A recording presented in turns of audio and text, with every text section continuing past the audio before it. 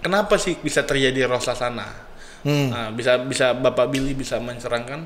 Itu kan ada 7 hari raya. Pendamaian.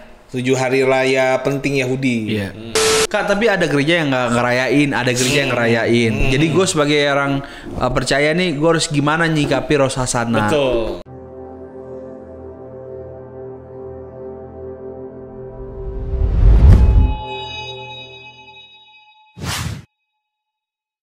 Teltalk, teologi berbicara. Berbicara teologi. Oke, kita bahas hari ini tentang roh sasana. Kemarin baru ngerayain ya. Di Baru bulan ngerayain. Oktober tentang roh sasana. Roh sasana itu adalah tahun barunya orang Israel. Saya. Jadi yang setiap tahun tuh ada namanya Ain Jain. Ya tergantung gitu ya. ini.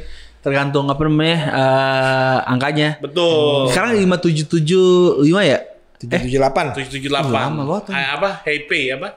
Pehei. Payhey. Ya. Nah, biasanya orang tuh kayak Payhey kayak Diambang-ambangkan ya. iya. Dan itu dimasukkan ke dalam kehidupan kerohanian orang Kristen itu sendiri. Gitu. Nah, sebenarnya sebelum kita lebih jauh dulu, kita mau bahas nih. Kenapa sih bisa terjadi roh sasana? Nah, bisa Bapak Billy bisa mencerangkan? Waduh. Saya bukan ahli pertanggalan nih. Enggak, maksudnya kena roh sasana tuh apa Iya. gitu maksudnya kayak. Jadi kenapa? emang itu kan ada 7 hari raya. Pendamaian. 7 hari raya penting Yahudi. Iya. Ya kan kayak pertama tuh ada Paskah, ada Pentakosta, ada hari raya tidak beragi, ada apa namanya Yom Kippur. Yom Kippur. Ya, dan yang terakhir itu paling terakhir ada yang namanya Rosh Hashanah. Gitu. Itu Rosh Hashanah tuh bisa dibilang pondok daun.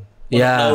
Iya, makanya kalau kita pas kemarin itu ke Israel pas lagi Rosh Hashanah yang jatuhnya di Oktober gitu ya.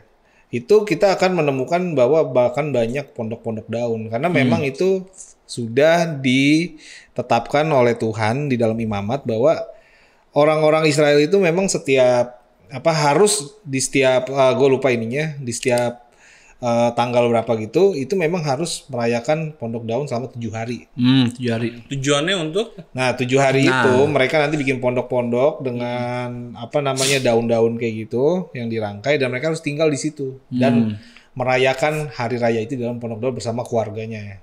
Ya. Nah tujuannya sederhana biar mereka itu menjadi sebuah lambang untuk mereka mengingat bahwa Tuhan itu berserta dengan mereka selama ada di pondok daun, ada di padang gurun. perjalanan itu ya. Iya, untuk mengingat perjalanan selama di 40 tahun di padang gurun. Iya.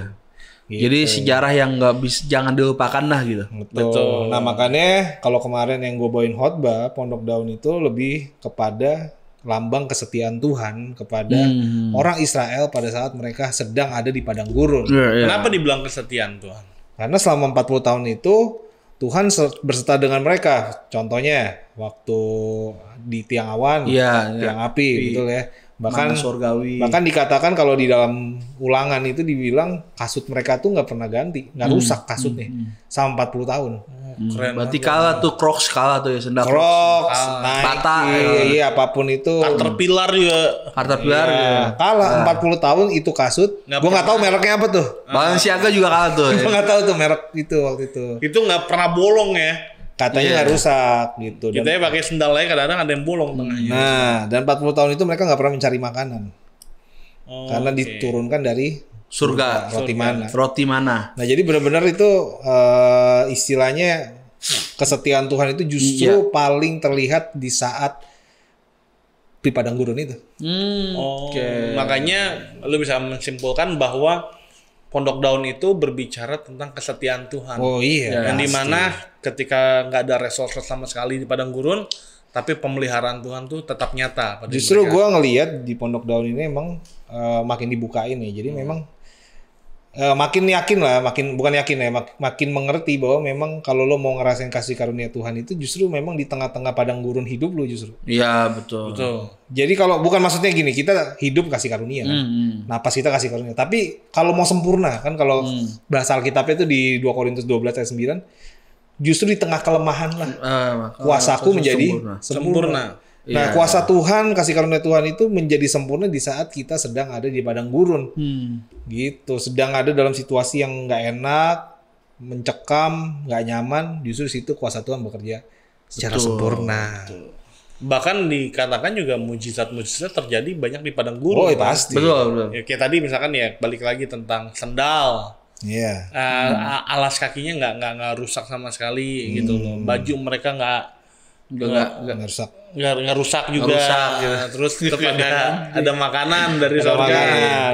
Gitu. Bahkan banyak mujizat di padang gurun. Betul. Gitu. Mujizat padang gurun. Jadi dengan kata lain kalau kita lagi masuk padang gurun ya ucap syukur aja. Iya. Berarti- Bagi yang bingung, Kak, tapi ada gereja yang nggak ngerayain, ada gereja yang ngerayain. Jadi gue sebagai orang percaya nih, gue harus gimana nyikapi Rosh Hashanah? Betul. Apa respon yang gue harus lakuin gitu? Jadi kan emang gini ya, nggak semua kan emang ini jadi permasalahan yang jadi kesulitan adalah bagaimana menghubungkan perjanjian lama dengan baru dengan bagaimana konteksnya si Iya. Pondok Daun itu kan. bagaimana menghubungkan Taurat kepada yang sekarang kasih Iya, karunia kan, iya, hukum Taurat kasih karunia kayaknya bentrok. Bentrok. Tapi kan di situ sebenarnya Paulus itu kan menyambungkan tuh. Iya, iya.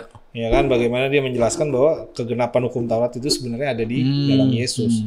Tapi sebenarnya kita harus mengerti bahwa yang sudah tidak kita lakukan, kan kalau Taurat itu ada kurang lebih ada jenisnya.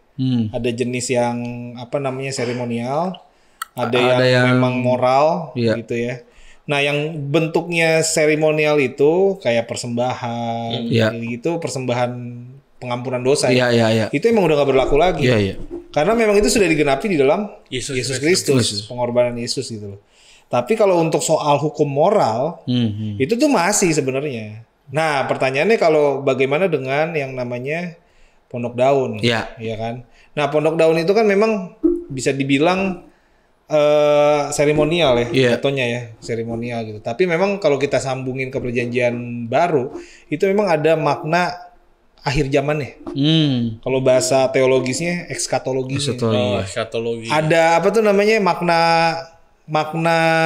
masa depannya.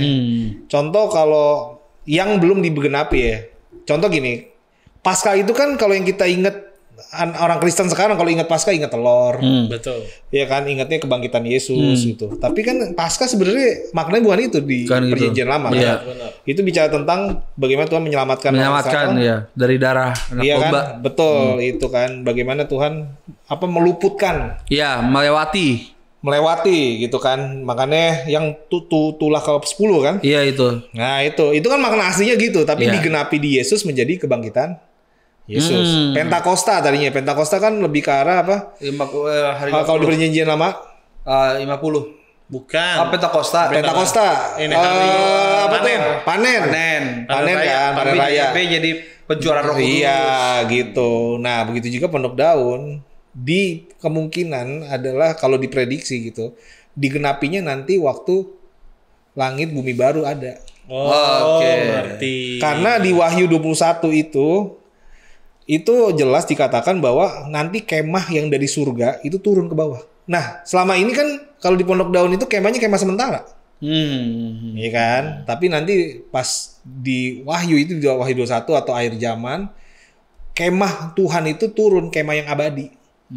Gitu. Kerajaannya turun. Jadi istilahnya Pondok Daun nanti digenapinya saat bisa dibilang kalau nggak kedatangan Tuhan Yesus yang kedua, kalau nggak yang langit baru, Iya, bumi baru di situlah. Ya itu. Jadi sebenarnya dari hari raya yang 7 hari raya ini tuh yang bukan belum digenapi ya. Yang apa tuh namanya belum persamaannya dengan Ditipologikan. Tipologi kan ya itu tinggal yang Rosh Hashanah ini ya. Yom Kippur juga ada 3 yang belum. Oh yang belum ada 3. Yom Kippur, Hari Raya Pendamaian sama kalau nggak salah ya, maaf kalau salah nih. Yom Kippur, Hari Raya apa? Peniupan sangkakala. Itu. Iya, Yom Kippur. Iya, Yom Kippur. Ya itu kan nanti rapture tuh kalau nggak salah. Nanti habis itu baru habis Yom Kippur ada lagi tuh Yang satu itu. pendamaian. Lumayan. Pendamaian baru Hari Raya Pondok Daun. Yang kedatangan Tuhan Yesus itu yang mana kira-kira? Yang itu. Ya tergantung kamu yang- yang- pra-milenial apa post Iya, itu memang perdebatan nih kayaknya butuh paruna nih kayaknya. Jadi kalau yang masalah aku ngerti kalau di tipologikan dari PLKPB nyambungnya itu mungkin itu memang kebanyakan yang dilakukan gereja Pentakosta. Ya. Karena paham itu premilenial. Jadi melihat wahyu itu secara kronologi. Ya. Sedangkan kalau teman-teman kita Injil dan lain-lain itu post kan. Post ya. Jadi dia nggak melihat wahyu itu sebagai kronologi tapi simbol-simbol gitu. Simbol-simbol. Mana yang itu? Ya menurut gua sih kalau emang kita bilang Pondok Daun itu bisa mendekatkan kita dengan akhirnya, bukan mendekatkan, kita lebih refleksi lagi kalau emang kita pasti akan ada namanya kedatangan Tuhan Yesus kedua kali. Iya. Ya kalau untuk kita bisa balik ke arah ke sana, ya kenapa enggak gitu kan? Daripada Iya. bikin party-party kan gitu. Iya. Jadi lebih bersiap-siap lah. iya, kalau Paskah kita bertobat nih, ya kan? Kalau Natal kita bersyukur kalau kita keselamatan datang dunia. Iya. Nah untuk ngomong akhir zaman ya anggaplah di Pondok Daun gitu kan. Iya, emang Pondok Daun Iya, tuh gitu. Dia bersyukur Akhir diselamatkan, bersyukur, Iya. bersiap. Bersiap gitu. boleh. Pos apa ya? Ya gitulah. Pos apa? Pos apaan? Pos Past apa? tense, present sama past future. Berarti gini. Gitu. Keselamatan sudah dan akan datang. Nah, datang. Betul. Kayak gitu. Sudah Bahasa teologis banget. dan Sudah. akan Tahu lah. sudah Kan ada katanya. sekarang dan akan datang. Iya, belum, sudah dan akan datang. Datang. Oke.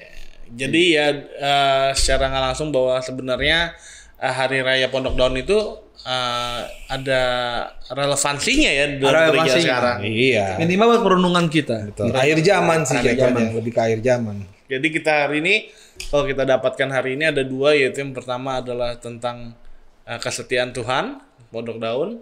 Yang berikutnya juga persiapan untuk kedatangan Betul. Tuhan Yesus kedua kali. Ya. Yes. Oke, itu aja teman-teman. Sampai jumpa dalam video berikutnya dalam satu channel Milenial Baper.